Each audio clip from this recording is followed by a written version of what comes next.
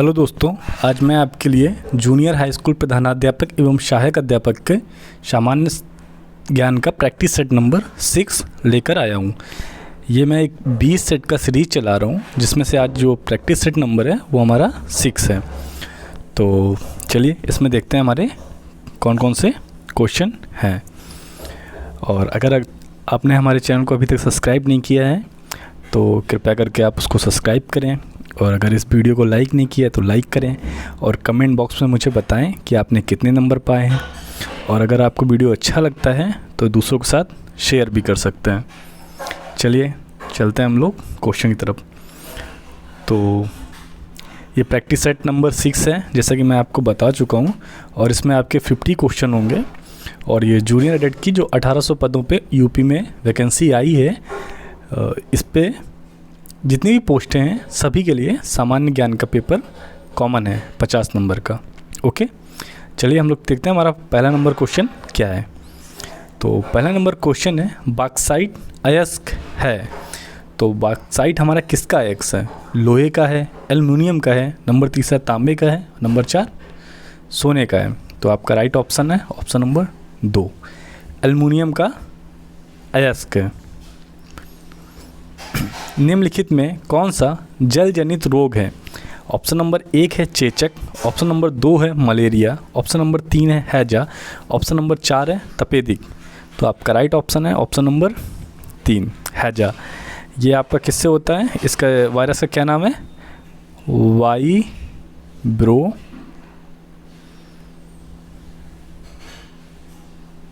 Cholerae.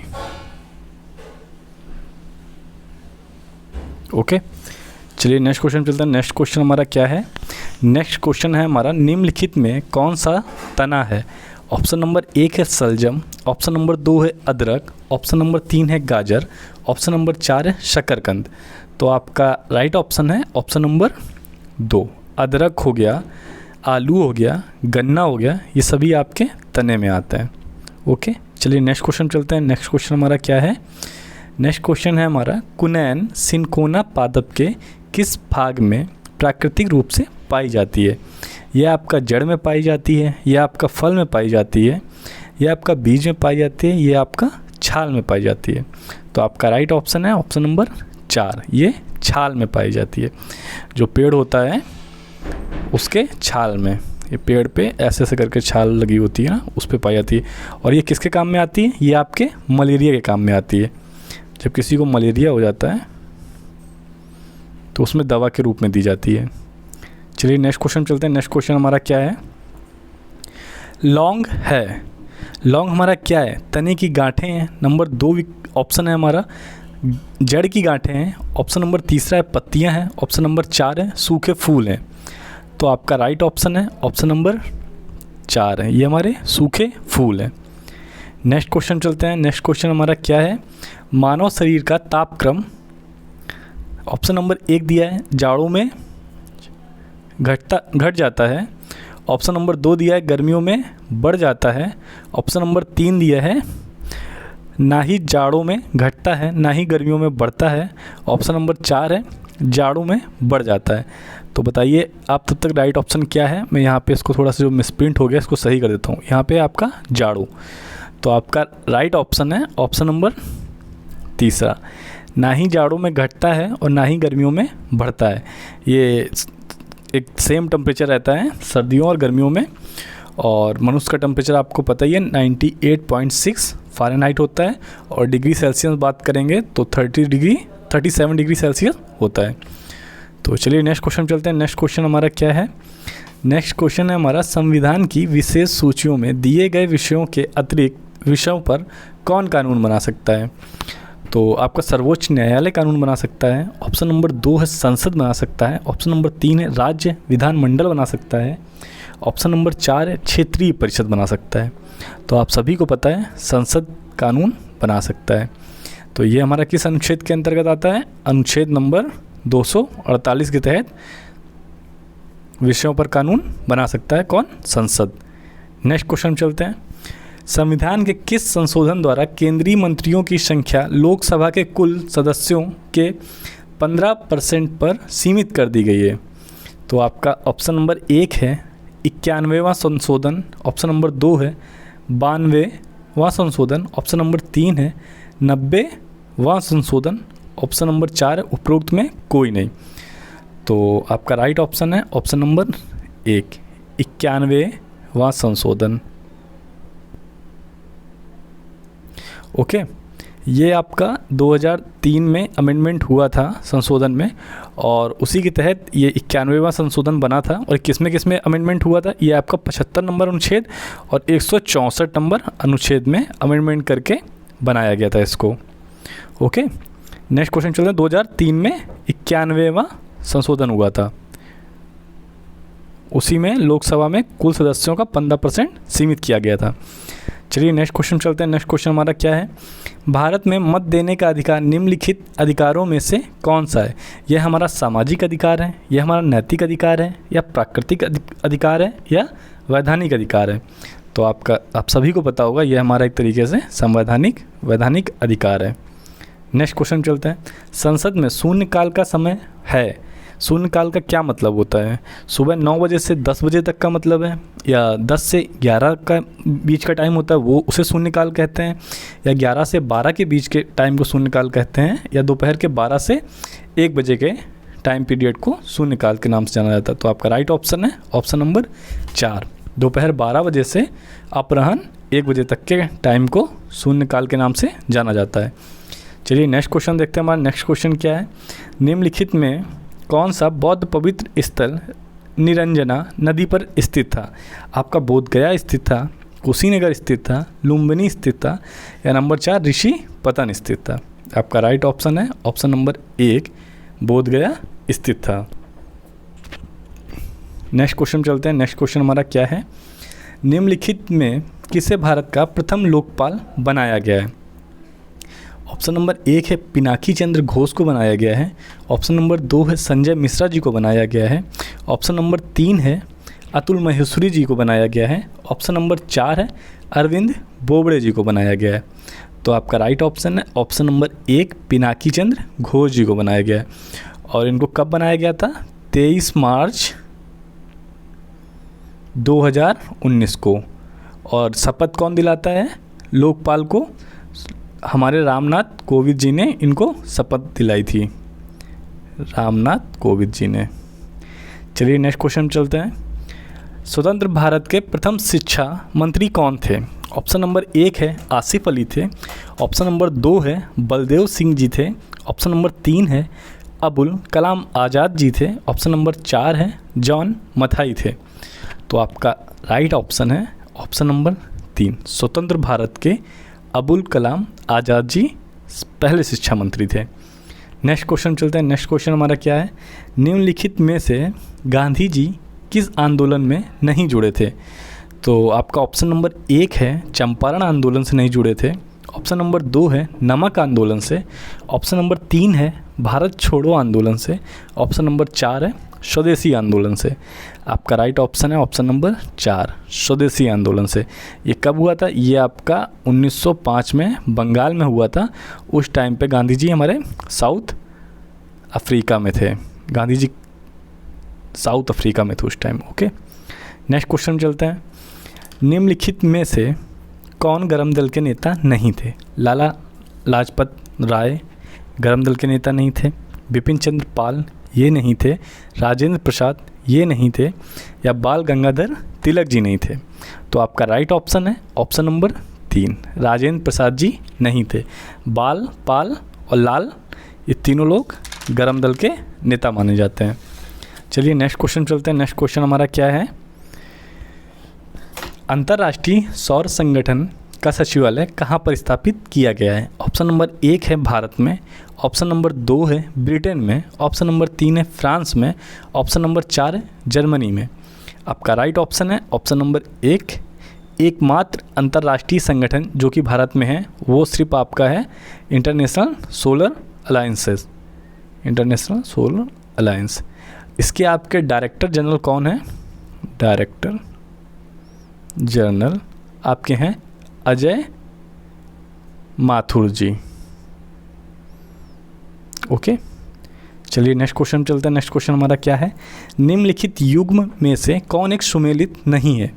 आपका option number 1 है कर्पूर मंजरी, ये हर्ष जी द्वारा लिखी गई है या नहीं लिखी गई है, इसमें से आपको बताना है कौन सा सुमेलित नहीं है। और मालविकाग्नि मित्रम, ये आपका कालिदास जी द्वारा लिखी गई है या नहीं लिखी गई है। नेक्स्ट है आपका मुद्रा राक्षस, विशाख दत्त द्वारा लिखी गई है या नहीं लिखी गई है। और सौंदरानंद, ये आपका अश्वघोष द्वारा लिखी गई है या नहीं लिखी गई है। तो आपको इसमें नहीं पे फोकस करना है, आपको ये नहीं बताना है कि कौन सी किसके द्वारा लिखी गई है, कौन सी किसके द्वारा नहीं लिखी गई है। तो राइट ऑप्शन है आपका ऑप्शन नंबर 1 कर्पूर मंजरी, आपका हर्ष जी द्वारा नहीं लिखी गई है, ये आपका लिखी गई है राजशेखर द्वारा, राजशेखर जी द्वारा लिखी गई है। चलिए नेक्स्ट क्वेश्चन चलते हैं। नेक्स्ट क्वेश्चन हमारा क्या है, औरंगजेब की मृत्यु के समय मराठा नेतृत्व किसके हाथों में था। ऑप्शन नंबर 1 है शंभू जी के हाथों में था, ऑप्शन नंबर 2 है राजा राम जी के हाथों में था, ऑप्शन नंबर 3 है जीजाबाई जी के हाथों में था, ऑप्शन नंबर 4 है ताराबाई जी के हाथों में था। तो आपका राइट ऑप्शन है ऑप्शन नंबर 4 है ताराबाई जी के हाथों में नेतृत्व था जिस समय औरंगजेब की मृत्यु हुई। चलिए नेक्स्ट क्वेश्चन चलते हैं।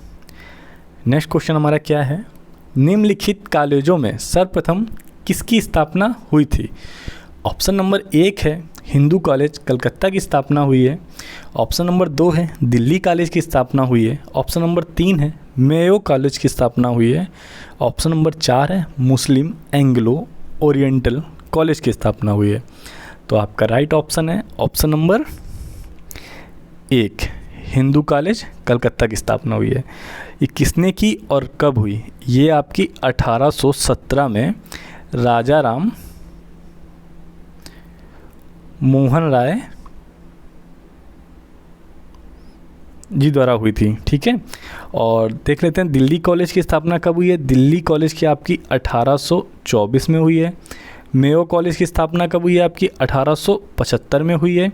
और मुस्लिम एंग्लो ओरिएंटल कॉलेज की स्थापना भी आपकी 1875 में ही हुई है। तो ये आपको याद रखना है। चलिए नेक्स्ट क्वेश्चन चलते हैं। निम्नलिखित में से कौन सही सुमेलित है, इसमें बताना है सही कौन सा है। तो एक तरफ आपकी झील लिखी है और दूसरी तरफ है आपका कि ये कहाँ पे है। तो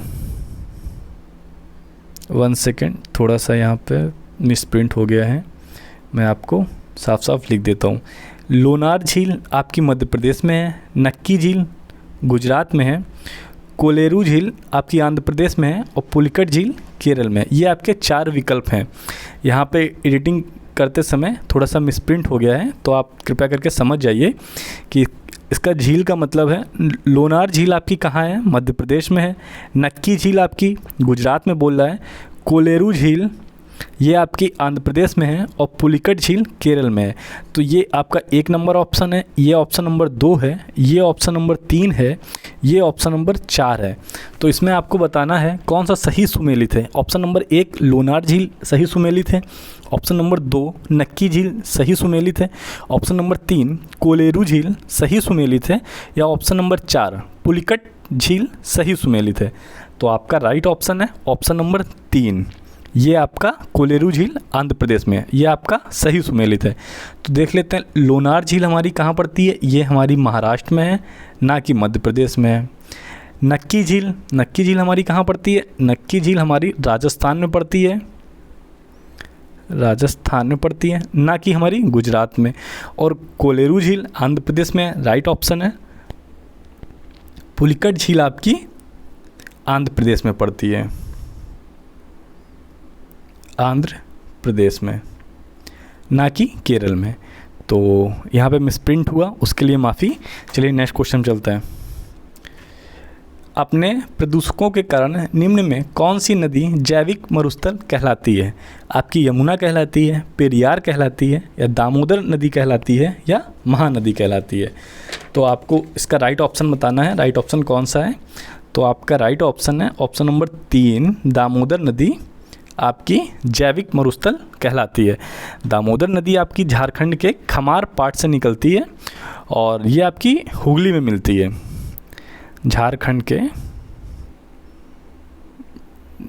झारखंड के खमार पाट से निकलती है और ये आपकी हुगली में मिलती है। ओके। और ये बहुत सारी वहाँ पे कोयला की खदानें हैं, औद्योगिक क्षेत्र है जहाँ से प्रवाहित होती है नदी, तो उसके कारण ये बहुत ज़्यादा प्रदूषित बन जाती है। और एक जगह पड़ती है गिरिडीह, मैं यहाँ पे लिख देता हूँ आपको, गिरिडीह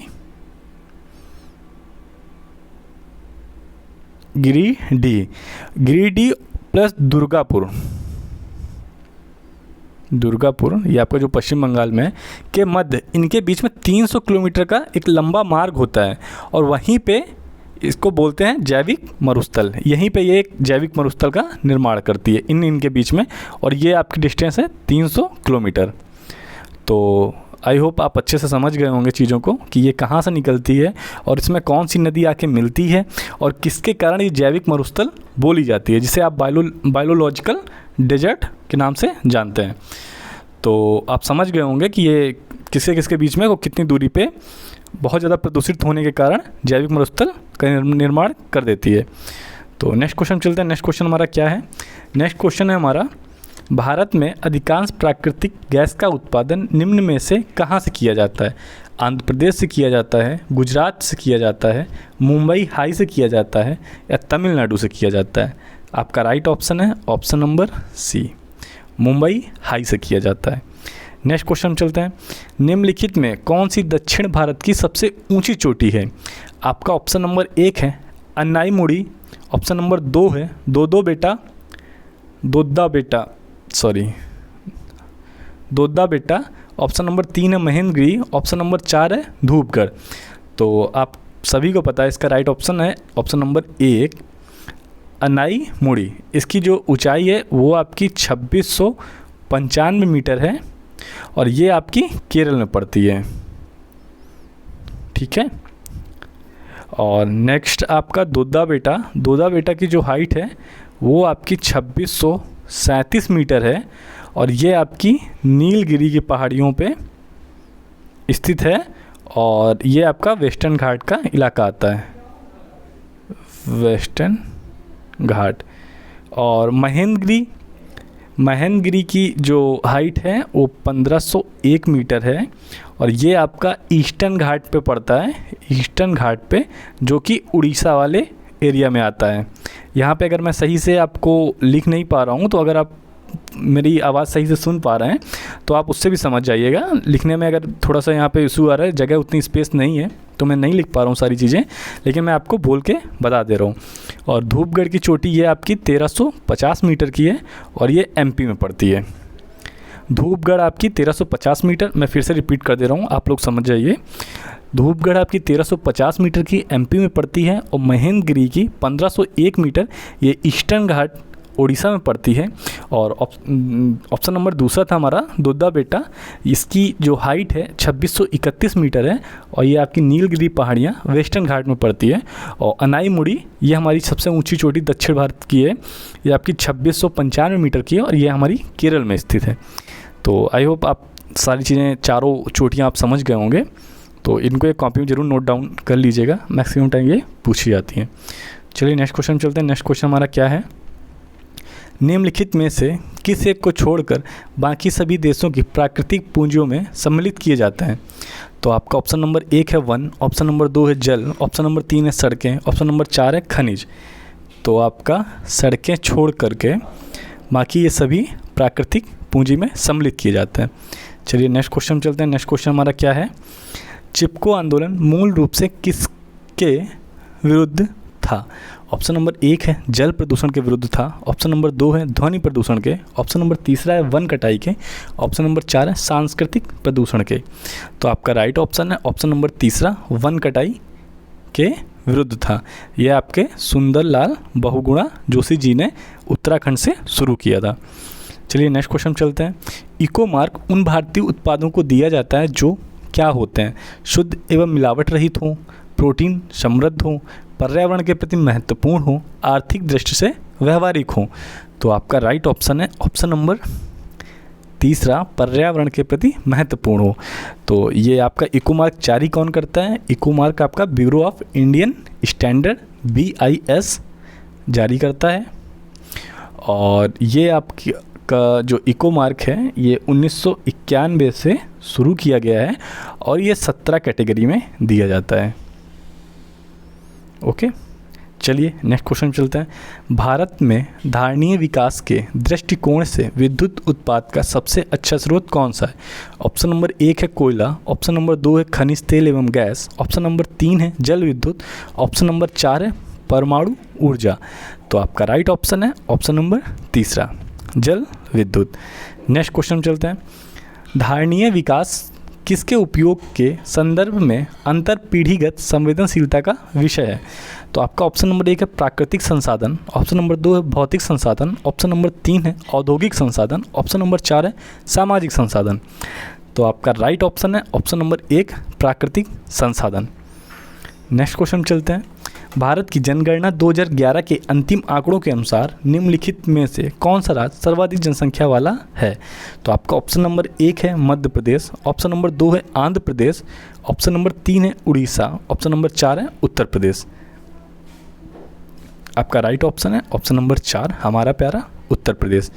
तो आप ये जान लीजिए यहाँ की आबादी कितनी है। यहाँ की 20 करोड़ 42 लाख ये आबादी है आपकी 2012 की, और वर्तमान में आप हैं 2021 में, ठीक है।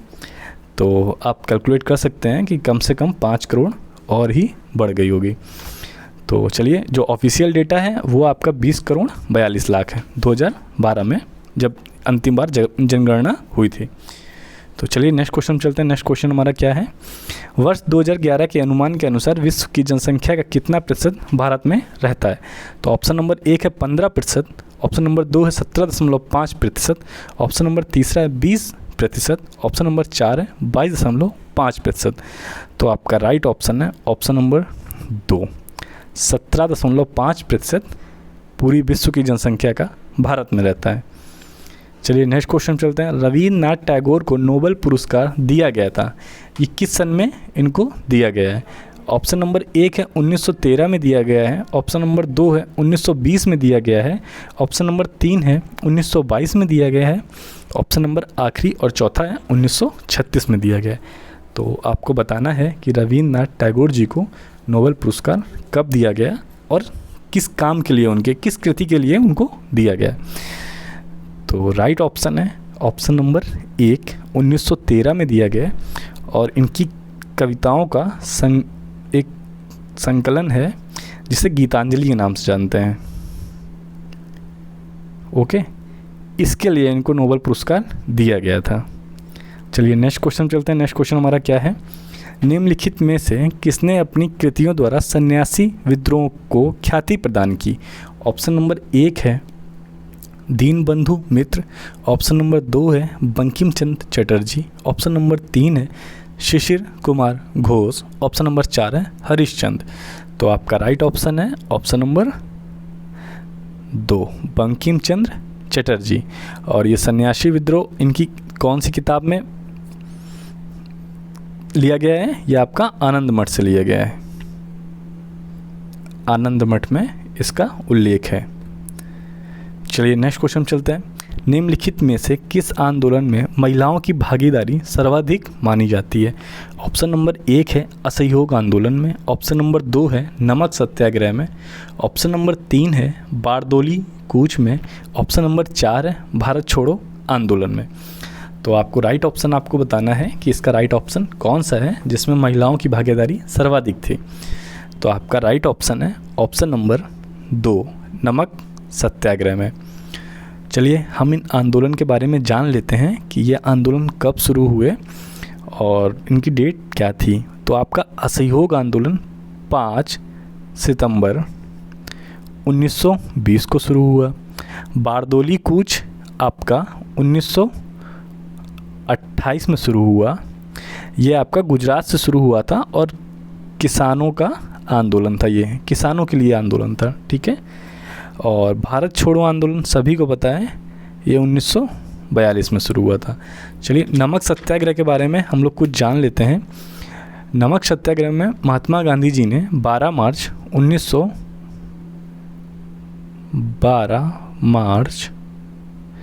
19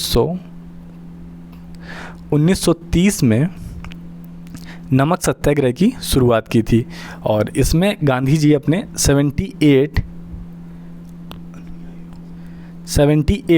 जो फॉलोवर थे इनके, उनके साथ इन्होंने डांडी मार्च किया, ठीक है।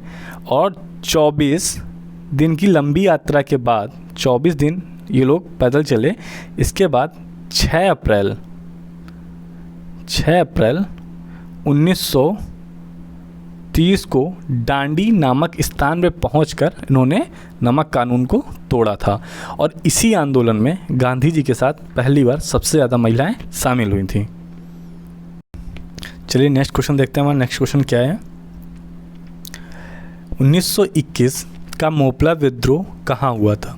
ऑप्शन नंबर 1 है तेलंगाना में हुआ था, ऑप्शन नंबर 2 है विदर्भ में हुआ था, ऑप्शन नंबर 3 है मालाबार में हुआ था, ऑप्शन नंबर 4 है मराठवाड़ा में हुआ था।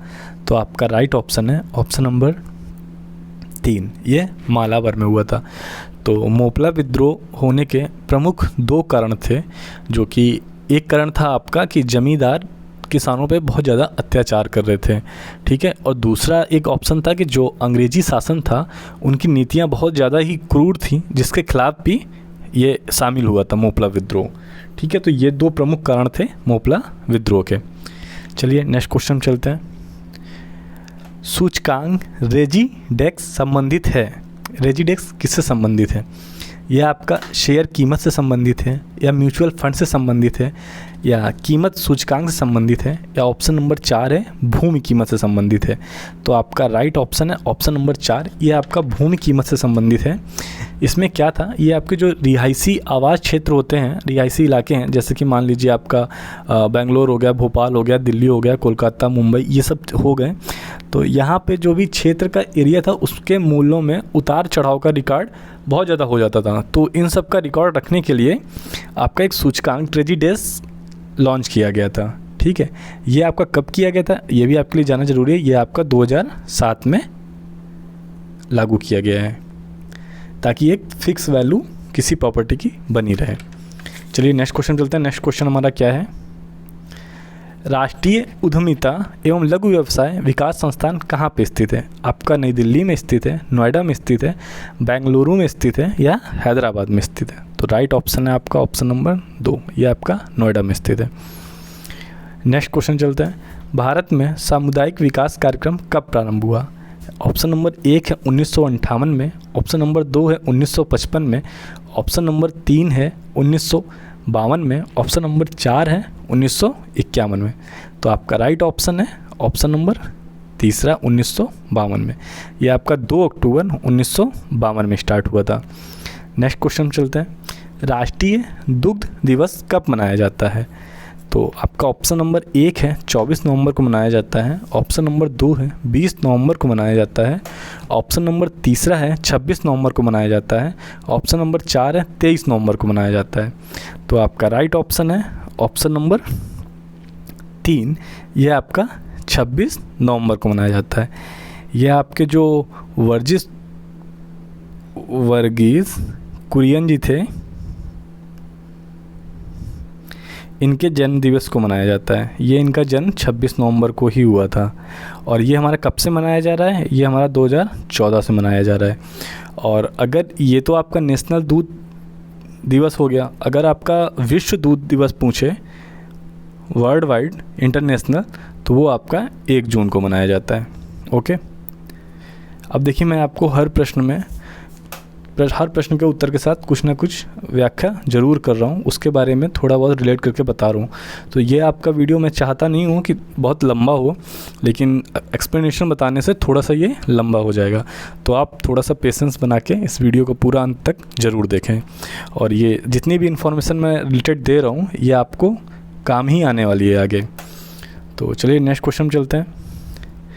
23 नवंबर 2020 को किसने विदेश मंत्रालय के समन्वय से उमंग ऐप पर अंतर्राष्ट्रीय वर्जन लॉन्च किया? आपका ऑप्शन नंबर 1 है रवि शंकर प्रसाद, ऑप्शन नंबर 2 है M Venkaiah Naidu, option number 3 है स्मृति ईरानी, ऑप्शन नंबर 4 है एस जयशंकर। आपका राइट ऑप्शन है ऑप्शन नंबर 1, रविशंकर प्रसाद जी द्वारा अंतर्राष्ट्रीय वर्जन लॉन्च किया गया। मैं आपको यहाँ पे एक चीज़ बता देना चाहता हूँ कि ये जो पेपर है आपका, इसमें आपका करंट अफेयर भी पूछा जाएगा और रीजनिंग भी पूछा जाएगा। आप आगे रीजनिंग के भी क्वेश्चन देखेंगे। हो सकता है कि ज़्यादा करंट अफेयर ना पूछे, लेकिन फिर भी आपको कम से कम 7 से 8 क्वेश्चन करंट अफेयर के ज़रूर देखने को मिलेंगे। तो अगर आप चाहें तो आप मेरी प्लेलिस्ट में जा सकते हैं। मैं हर वीकली एक करंट अफेयर का वीडियो लाता हूँ, जो कि पूरे वीक के, पूरे 7 डेज़ के जितने भी इम्पॉर्टेंट करंट अफेयर हैं, मैं एक वीडियो में और मैक्सिमम 30 मिनट के वीडियो में सारा करंट अफेयर कवर करने की कोशिश करता हूँ। तो अगर आप चाहें तो मेरी प्लेलिस्ट में जाके एक वीडियो वो देख सकते हैं। मैंने जून के फर्स्ट वीक से लेकर के 4th वीक तक का करंट अफेयर वहाँ पे डाला हुआ है। और आज फ्राइडे है, सैटरडे नहीं, संडे को आपका पूरे जून का एक फुल करंट अफेयर का वीडियो मिल जाएगा। अगर आप कहीं से करंट अफेयर पढ़ रहे हैं तब भी कोई दिक्कत नहीं है, आप वहाँ पे जाके उसको रिवाइज कर सकते हैं, क्या आपने पूरे वीक में पढ़ा है। और अगर आप कहीं से भी करंट अफेयर नहीं पढ़ रहे हैं, आपके पास किसी भी प्रकार का समय का अभाव है, तो आप वहाँ पे जाके वीडियो को 2 से 3 बार ज़रूर देखें, ताकि आपको सारे करंट अफेयर एक बार में ही या 2 बार में तैयार हो जाएं। और मैं आपको 100% श्योरिटी के साथ ये कह रहा हूँ कि जो भी करंट अफेयर के क्वेश्चन हैं आपके आने वाले एग्ज़ाम में, उसके बाद एक भी क्वेश्चन नहीं होगा। तो चलिए नेक्स्ट क्वेश्चन चलते हैं, ये बात मुझे आपको बतानी थी। तो नेक्स्ट क्वेश्चन हमारा क्या है? भारतीय नौसेना में हाल ही में शामिल किया गया पनडुब्बी रोधी अस्त्र वरुणास्त्र को बनाने में जो तकनीकी प्रयुक्त की गई है वह किसकी है? वह फ्रांस की है या रूस की है या ब्रिटेन की है या स्वदेशी, मतलब खुद भारत की है? तो आपका राइट ऑप्शन है ऑप्शन नंबर 4, यह स्वदेशी है, मतलब भारत द्वारा बनाई गई है। नेक्स्ट क्वेश्चन, ये देखिए आपका तीसरा क्वेश्चन है करंट अफेयर का। आप अभी काउंट करते जाइए कि आपको आगे आने वाले क्वेश्चनों में कितने करंट अफेयर के क्वेश्चन मिलते हैं। तो आपका 26 नवंबर 2020 को देश भर में संविधान दिवस मनाया गया। केंद्र सरकार ने इस दिवस को मनाने की घोषणा कब की थी? तो आपका ऑप्शन नंबर 1 है वर्ष 2015 में की थी, ऑप्शन नंबर 2 है वर्ष 2017 में की थी, ऑप्शन नंबर 3 है वर्ष 2013 में की थी, ऑप्शन नंबर 4 है वर्ष 2010 में की थी। तो आपका राइट ऑप्शन है ऑप्शन नंबर 1 वर्ष 2015 में की गई थी। चलिए नेक्स्ट क्वेश्चन चलते हैं। नेक्स्ट क्वेश्चन हमारा क्या है? चौथा करंट अफेयर है आपका। 19 नवंबर 2020 को 12वीं भारत यूरोपीय संघ आतंकवादी रोधी वार्ता वीडियो कॉन्फ्रेंस के माध्यम से कब आयोजित की गई? तो आपका 20 नवंबर 2020 को आयोजित की गई थी, या 15 नवंबर 2020 को, 21 नवंबर 2020 को, या 19 नवंबर 2020 को? तो आपका राइट ऑप्शन है ऑप्शन नंबर 4, 19 नवंबर 2020 को। चलिए नेक्स्ट क्वेश्चन चलते हैं। हाल ही में किस देश की नेवी द्वारा अंतरिक्ष में बैलिस्टिक मिसाइल को नष्ट करने की क्षमता अर्जित की गई है? ऑप्शन नंबर 1 है चीन द्वारा, ऑप्शन नंबर 2 है रूस द्वारा, ऑप्शन नंबर 3 है अमेरिका द्वारा, ऑप्शन नंबर 4 है भारत द्वारा। तो आपका राइट ऑप्शन है ऑप्शन नंबर 3, अमेरिका द्वारा। ये आपके 5 करंट अफेयर के क्वेश्चन यहाँ पे आ चुके हैं। चलिए अब देखते हैं आगे कौन सा क्वेश्चन है हमारा। तो ये आपका रीजनिंग का क्वेश्चन है। दिए गए विकल्पों में से संबंधित शब्द को चुनिए। तो जैसे कि पीलिया आपका यकृत से संबंधित है, पीलिया आपका यकृत में होता है, वैसे ही ये 4 ऑप्शन यहाँ पे गिवन है। आपको उनमें से एक ऑप्शन चूज़ करके बताना है कि कौन सा मैचिंग राइट है। तो आपका पहला है डायलिसिस, गुर्दे में होता है, ददौरा जो कि एक त्वचा में होता है, कल्पना मस्तिष्क के द्वारा होती है, वैलेंटाइन हृदय द्वारा होता है। तो आपका राइट ऑप्शन है ऑप्शन नंबर 2, ददौरा आपका त्वचा पे होता है। चलिए नेक्स्ट क्वेश्चन देखते हैं क्या है हमारा। यदि कक्षा में आप ऐसी स्थिति में हैं कि विद्यार्थी आपको धमकाते हैं या परेशान करते हैं तो आप क्या करेंगे? विद्यार्थी को ऑप्शन नंबर 1 दिया है, विद्यार्थियों को कक्षा से बाहर जाने के लिए और परामर्शदाता के पास जाने के लिए कहते हैं। ऑप्शन नंबर 2 है उनका विरोध करते हैं, उन्हें माफ़ी मांगने के लिए कहते हैं। ऑप्शन नंबर 3 है उनकी उपेक्षा करते हैं और पढ़ने पर ध्यान केंद्रित करते हैं। ऑप्शन नंबर 4 है अपने विद्यार्थियों से बात करने का समय लेते हैं और उन्हें सुधारने का प्रयास करते हैं। तो आपका राइट ऑप्शन है ऑप्शन नंबर 4। यह आपने CDP में अच्छे से पढ़ा होगा। चलिए नेक्स्ट क्वेश्चन चलते हैं। दिए गए विकल्पों में विषम शब्द युग्म ज्ञात कीजिए। ऑप्शन नंबर 1 है तलवार, ऑप्शन नंबर 2 है भाला, ऑप्शन नंबर 3 है बंदूक, ऑप्शन नंबर 4 है कटार। तो आपका राइट ऑप्शन है ऑप्शन नंबर 3 बंदूक। नेक्स्ट क्वेश्चन चलते हैं। यदि 2 दिन पहले 9 नवंबर 2014 तारीख थी और रविवार का दिन था तो आने वाला कल क्या होगा? तो 9 नवंबर 2014 को 2 दिन पहले 9 नवंबर 2014 तारीख थी और रविवार का दिन था, तो ये आपका संडे था 2 दिन पहले। तो आज हो गया आपका मंडे, फिर हो गया ट्यूसडे, तो ये 2 दिन पहले 9 तारीख थी, ठीक है। यहाँ हो गई आपकी 11 और फिर आपकी आएगी 9 के बाद आएगा 10, 10 के बाद 11 और आने वाला कल, तो ये आपका मंडे, संडे, मंडे, ट्यूसडे और ये आपका वेडनेसडे और आपका 12 तारीख आएगी। तो आपका राइट ऑप्शन हो जाएगा ऑप्शन नंबर 4, 12 नवंबर 2014 दिन बुधवार। नेक्स्ट क्वेश्चन देखते हैं हमारा क्या है। दिन में कितनी बार घड़ी की सुइयाँ एक दूसरे को ठक लेती हैं, मतलब एक दूसरे की सीध में होती हैं। अगर आपने कल प्रैक्टिस सेट नंबर 5वां सॉल्व किया होगा तो वहाँ पे यही क्वेश्चन बस घुमा के पूछा गया था कि एक दिन में कितनी बार घड़ी की सुइयाँ एक दूसरे की सीध में होती हैं। तो जैसा कि वही क्वेश्चन है, तो आपको इसका राइट आंसर पता ही होगा पहले से कि दिन में 12 घंटे होते हैं, तो ये 11 बार एक सीध में होती हैं और पूरे दिन में 24 घंटे, तो आपका 22 बार एक सीध में होंगी। तो चलिए नेक्स्ट क्वेश्चन चलते हैं। नेक्स्ट क्वेश्चन हमारा क्या है।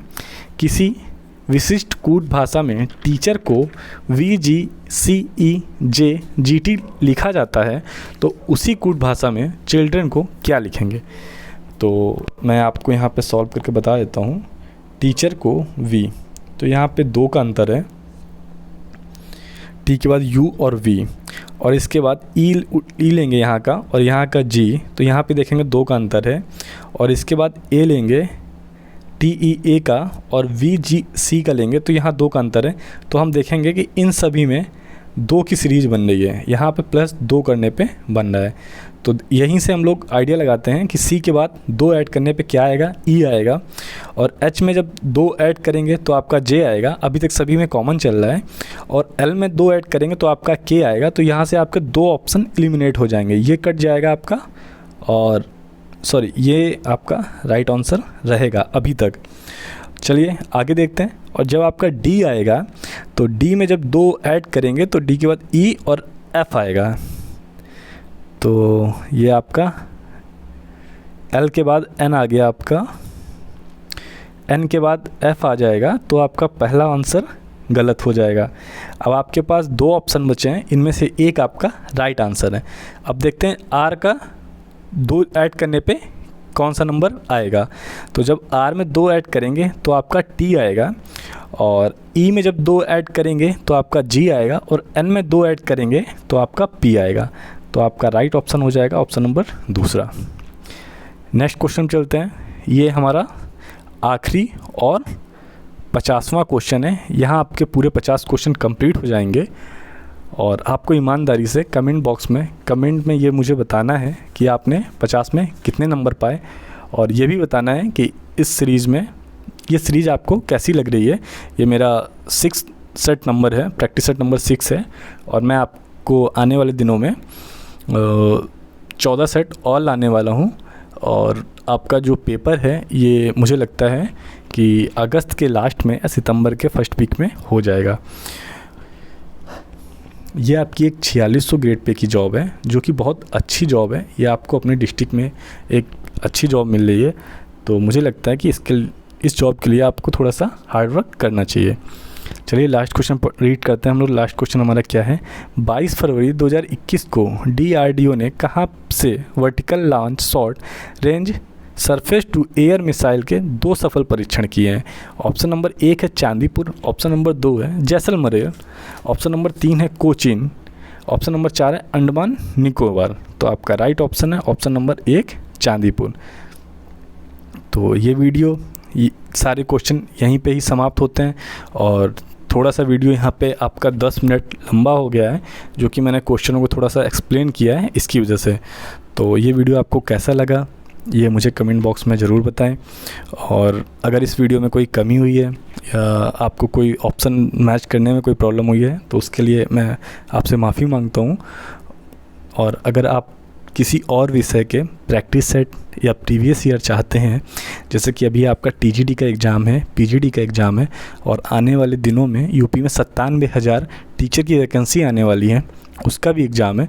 तो अगर आप किसी भी चीज़ का प्रीवियस ईयर या प्रैक्टिस सेट चाहते हैं किसी भी विषय का, तो आप मुझे कमेंट बॉक्स में बताएं। मैं आपके लिए एक शॉर्ट वीडियो में सारा प्रीवियस ईयर कंप्लीट करा दूंगा। और प्लीज़ इस वीडियो को लाइक करें, और अगर अभी तक आपने हमारा चैनल सब्सक्राइब नहीं किया है तो प्लीज़ चैनल को सब्सक्राइब करें और दूसरों के साथ शेयर करें। आपने अपना कीमती समय मुझे दिया, इसके लिए बहुत बहुत धन्यवाद, शुक्रिया। और ये वीडियो मैं यहीं पे समाप्त करता हूँ। Thank you so much.